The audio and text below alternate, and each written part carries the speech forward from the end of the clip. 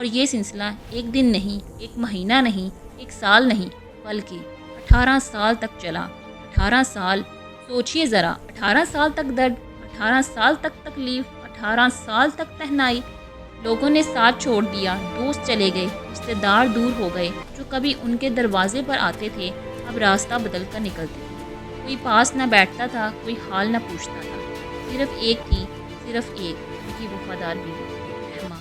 وہ ساتھ رہی، ہر حال میں اپنے ہاتھوں سے خدمت کرتی، باہر محنت کرتی، کھانا لاتی اور ہر رات اپنے شوہر کے زخموں پر اپنے آنسوؤں سے مرہم رکھتی۔ جن حضرت ایوب علیہ السلام 18 سال میں انہوں نے ایک بار بھی نہیں کہا اللہ نے تو ظلم کیا، ایک بار بھی نہیں کہا میں نے کیا گناہ کیا تھا، ایک بار بھی نہیں کہا تو نے مجھے بھلا دیا، کیونکہ وہ جانتے تھے کہ اللہ اپنے بندوں کو کبھی نہیں بھولتا۔